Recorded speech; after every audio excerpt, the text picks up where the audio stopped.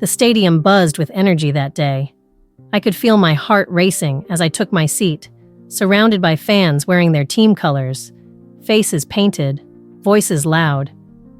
But amidst all the noise, my eyes found him.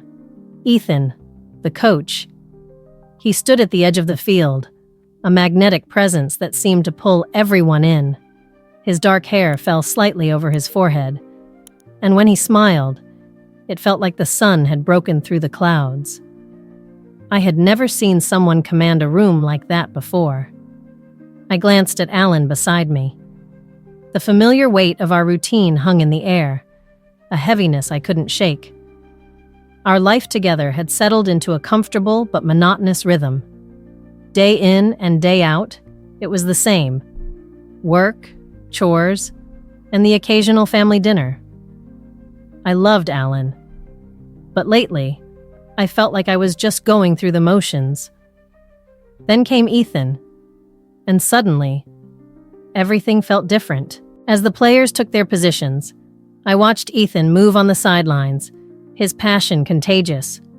I could see the players responding to him, their eyes full of determination. I couldn't help but feel a spark of excitement in my chest. I turned to Alan, who was engrossed in the game. "Isn't he something?" I asked, trying to sound casual. "Who?" Alan replied, barely taking his eyes off the field. "Ethan, the coach," I said, my voice barely above a whisper. Alan shrugged. "He's just doing his job." Just doing his job.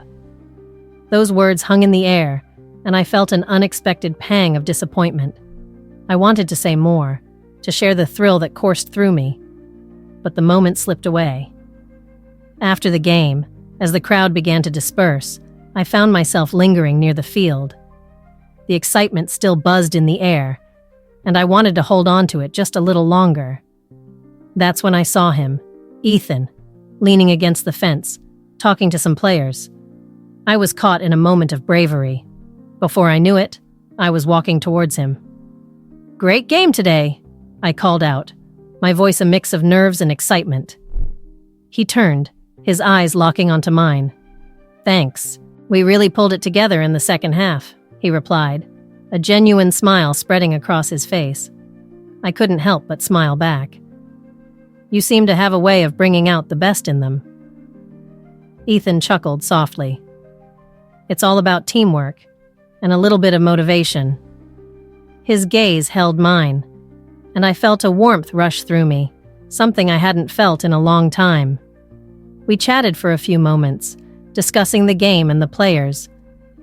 I was surprised at how easy it felt, like we were old friends. As the conversation flowed, I felt a connection brewing, something I hadn't realized I craved. But then, a wave of guilt washed over me. I thought of Alan, waiting for me in the car, unaware of the internal struggle I was facing. What was I doing? I shook my head slightly, trying to clear the thoughts. As I walked back to Alan, I felt torn. Ethan brought a thrill that reminded me of who I used to be, full of dreams and passions. But I had a life to uphold, a family to care for. I couldn't just toss that aside for a fleeting moment of excitement, could I? "Everything okay?" Alan asked.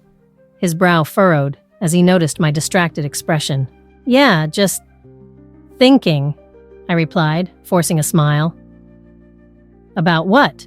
he pressed, concern evident in his voice. I hesitated, searching for the right words. "Just the game, and the coach." Alan shrugged it off, but I could see the flicker of curiosity in his eyes. As we drove home in the fading light, I felt the weight of my choices pressing down on me. I had just met someone who made my heart race. But what did that mean for my life with Alan? Would I always feel this pull towards something more? The excitement of the games became a familiar rhythm in my life. Each Saturday, I would sit in the stands, cheering for the team, while my heart danced with a strange mix of loyalty and longing. I often caught myself stealing glances at Ethan, the coach. His passion for the game lit a fire in my chest, and each time our eyes met, I felt a spark that sent shivers down my spine. As the weeks went by, my interactions with Ethan shifted from casual to something deeper. I remembered one particular game, a crisp autumn afternoon, when I approached him after a match. "Great game today, coach. The team really pulled together," I said, trying to sound casual, but my voice betrayed me. It trembled slightly, revealing my nerves. Ethan turned to me, a smile breaking across his face. "Thanks. They really put in the effort. What did you think of the new strategy?" His eyes shone with enthusiasm, and I felt a warmth spread through me. "Honestly, I loved it. It was bold and unexpected," I replied, feeling a rush of confidence. We talked about the game for a few more minutes, and I found myself hanging on to every word he said. The conversation flowed naturally, as if we had known each other for years. But as I walked away, my heart raced, not just from the thrill of the conversation, but from the guilt that gnawed at me. Alan was not just my husband. He was the father of our children. Yet the feelings Ethan stirred within me were undeniable. They were a mix of excitement and fear. Like a dangerous dance, I was becoming all too willing to join. Days turned into weeks, and the innocent exchanges turned into deeper conversations. One evening after a game, Ethan said, "How about we grab a coffee sometime? Just to talk about the team, of course." The way he looked at me, with that glint of mischief in his eyes, made my heart skip a beat. Sure, I'd like that," I replied, my voice barely above a whisper. I felt alive, but a part of me screamed in protest. I was stepping into a territory I had never thought I would explore, and the thought both thrilled and terrified me. That night, I lay in bed next to Alan, staring at the ceiling, replaying the moment in my head. I felt a mix of joy and dread. "What am I doing?" I whispered to myself, afraid to wake him. My heart was yearning for something more, something I was not sure I could find within the confines of my marriage. Each time I thought of Ethan, a wave of warmth washed over me, but with it came the cold sting of reality. As the days passed, I found myself counting down to our coffee date. The anticipation filled me with excitement, but also with a sense of guilt that I could not shake. On the day of our meeting, I wore my favorite sweater, something soft and comfortable, but I felt anything but. I arrived at the cafe early, my hands trembling slightly as I sipped my coffee, waiting for Ethan. When he walked in, my heart raced. He looked relaxed, wearing a casual jacket and a smile that made my stomach flutter. "Hey, sorry I'm late," he said, sliding into the seat across from me. "You know how it is with the team." "It's fine.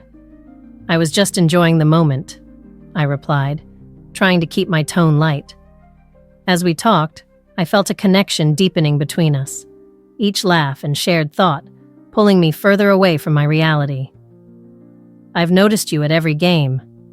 You really know your stuff," he said, leaning in slightly, his eyes locked on mine. I felt the world around us fade away, the noise of the cafe becoming a distant hum. "I just love the game," I admitted, my voice soft.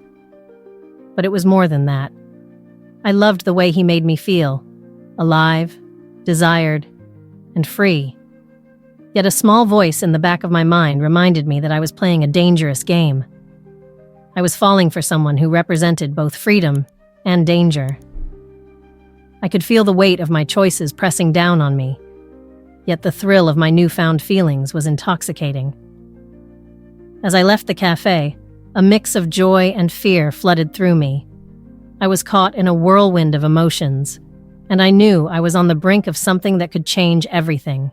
The days felt heavier as I balanced my life with Alan and the thrilling moments I shared with Ethan.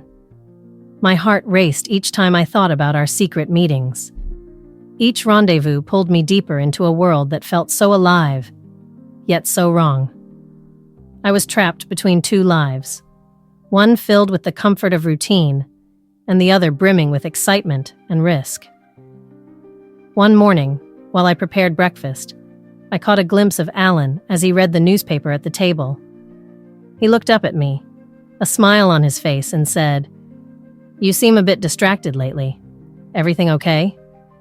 His words hit me like a ton of bricks.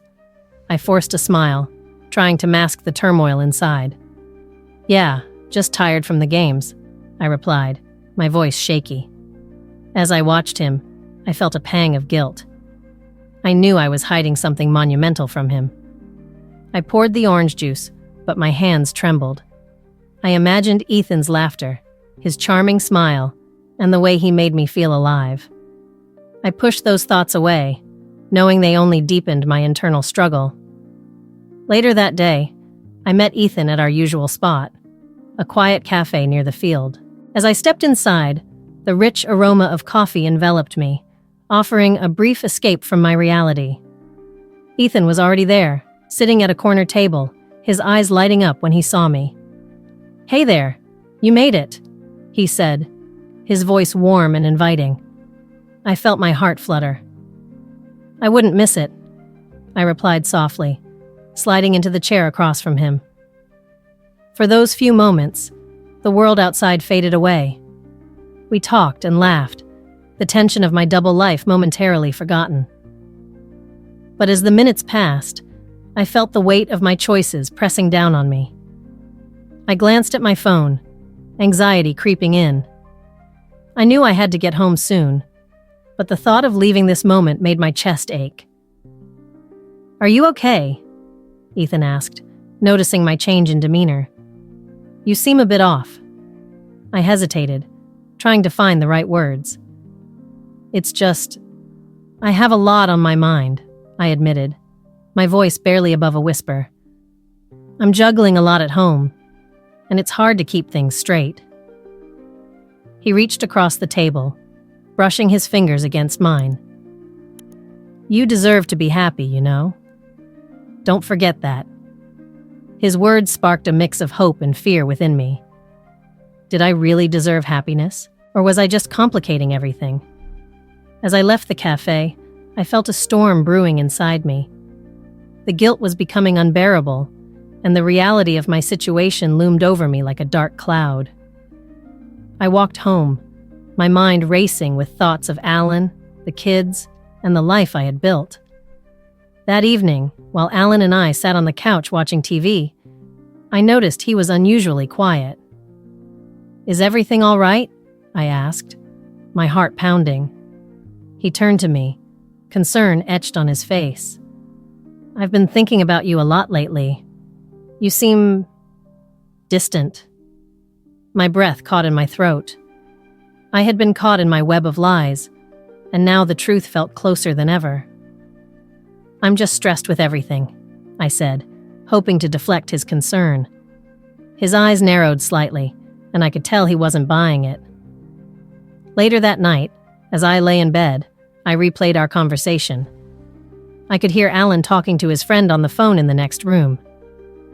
"She just hasn't been herself," he said, his voice laced with worry. "I'm worried she's hiding something from me." My heart sank. He could sense my distance, my guilt, and it was tearing him apart. I felt a wave of panic wash over me. I was on the brink of losing everything: the love of my husband, the stability of my family, and the thrill of my affair. In that moment, I realized I was at a tipping point. I could no longer ignore the reality of my choices. I had to decide whether to continue this dangerous dance with Ethan or confront the truth and face my life with Alan.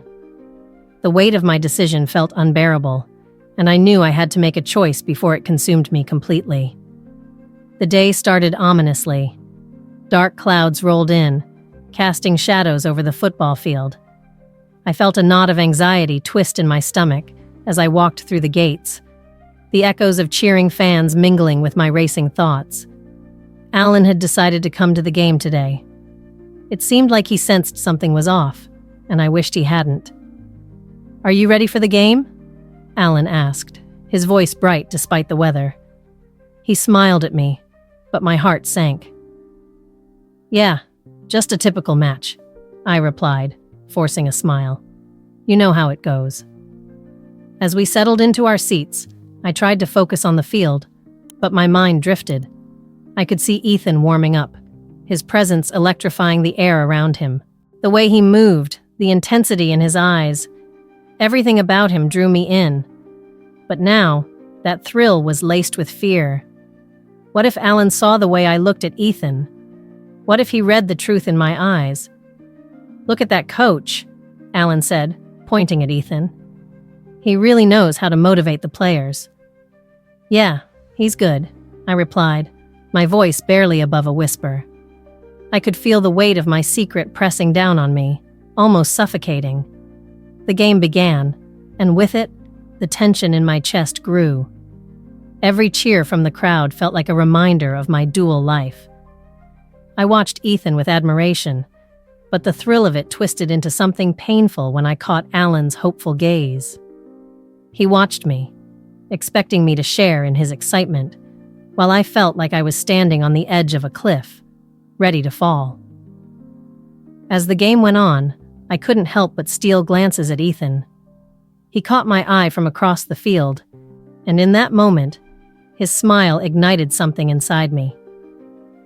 But soon, that spark turned into a cold reminder of the risk I had taken. I turned back to Alan, who was cheering loudly, blissfully unaware of the storm brewing inside me. Did you see that pass? Alan exclaimed, clapping his hands. This team has a real chance today. Yeah, they do, I said, my voice trembling. I wanted to be excited, to share in his joy, but my heart was heavy. I could barely keep my thoughts straight as I imagined what would happen if Alan found out. Then, it happened. In a moment that felt like slow motion, Alan turned to me and said, You know, I really admire how passionate you are about this sport. It's nice to see you so involved. His eyes sparkled with affection, and I felt a wave of guilt crash over me. Thanks, Alan, I said, forcing the words out. It's a fun way to spend time together. But my mind was elsewhere, torn between the love I had for my husband and the dangerous thrill that Ethan represented. Suddenly, I noticed Ethan looking directly at me again, his expression shifting from playful to serious. I could see the question in his eyes. Are you okay? My heart raced. I nodded slightly, but the fear of what might happen next tightened around me. Then, in a moment that felt like an eternity, Alan caught my eye again. His smile faded as he noticed the way I looked at Ethan. Is everything all right? He asked, his voice low and filled with concern. Of course. Why wouldn't it be? I blurted out, panic rising within me. I could feel the walls closing in, my two worlds colliding in a way I had desperately tried to avoid. As the match continued, I felt the weight of impending doom. Every cheer from the crowd felt like a countdown to the moment my secret might spill out. I was standing on a tightrope, balancing between the life I had built with Alan and the thrill of something new with Ethan. I just want you to be happy, Alan said, placing his hand on my knee. The warmth of his touch mixed with the cold dread in my heart. I wanted to scream, to confess everything, but the fear of losing everything I had kept me silent. In that moment, I knew the storm was approaching. I had to navigate this precarious balance, but with each passing second, the storm grew closer, and the fear of exposure loomed ever larger. How long could I keep pretending? The sun hung low in the sky, casting long shadows over the football field. It was game day, a day filled with excitement and nervous energy. But today, I felt an unsettling knot in my stomach. I had a feeling that everything was about to change. As I stood on the sidelines, I caught sight of Ethan laughing with the players. His smile lit up the field, but my heart raced for a different reason. Alan was in the stands, and I could feel his eyes on me. The thrill of being close to Ethan felt like a dangerous game, and I was terrified of losing everything I had. Just then, the whistle blew, signaling the start of the match. I watched as the teams took their positions, but my mind was elsewhere. I could see Alan chatting with a few parents, his face bright with excitement, unaware of the storm brewing just beneath the surface. My heart sank as I realized that I was living a lie, and the weight of it pressed heavily on my chest. After a few minutes, my eyes drifted back to Ethan. He caught my gaze and winked, sending a rush of warmth through me. It felt so innocent, yet so wrong. I forced myself to look away, but the thrill of our connection was undeniable. I had been living for these moments, but now they felt like a ticking time bomb. The game progressed, and I felt Alan's presence beside me. "You okay, love?" he asked, a hint of concern in his voice. I turned to him, plastering a smile on my face. "Yeah, just a bit distracted," I replied, my voice shaky. I could see the confusion in his eyes, but I couldn't afford to let him dig deeper. Suddenly, a loud cheer erupted from the crowd. I looked up just in time to see Ethan score a goal. The crowd went wild, and my heart raced, not just from the excitement of the game, but from the realization that my secret was becoming harder to hide. Alan joined in the cheers, and for a moment, everything felt normal. But I couldn't shake the feeling that the truth was lurking just beneath the surface, waiting for the right moment to explode. As the match approached its climax, I felt a shift in the atmosphere. The energy was electric, but I could sense a tension building between my two worlds. I glanced at Alan, who was completely absorbed in the game, and then back to Ethan, who was now looking directly at me. The connection between us felt palpable, and I couldn't help but feel that something was about to change. Then, it happened. A whistle blew, and the game came to an abrupt halt. I looked around, confused, only to see Alan standing up, his face pale. He was staring directly at me, eyes filled with a mix of shock and hurt. My heart dropped as I realized that he had just witnessed a moment between Ethan and me that I thought was hidden. The joy of the game faded into a cold dread. "Is this what you've been doing?" Alan's voice cut through the air, raw and painful. I froze, the words hanging between us like a heavy fog. The crowd around us seemed to fade away, and all I could hear was the thudding of my own heart. "Alan, I started, but he interrupted me. "How could you?" he asked, his voice trembling. The hurt in his eyes was like a dagger to my heart. I felt the world spinning around me, and I knew I had to face the truth. "I didn't mean for it to happen," I confessed, tears welling in my eyes.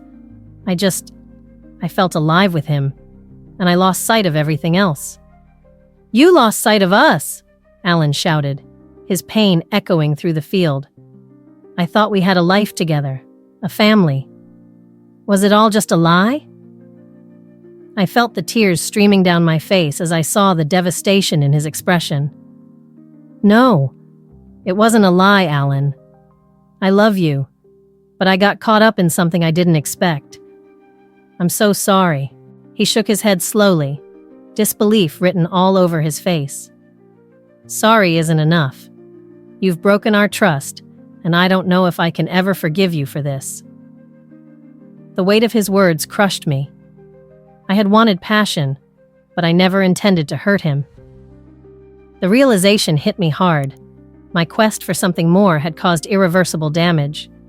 I was left standing on that field, watching as my perfect life unraveled before my eyes, and I could do nothing to stop it.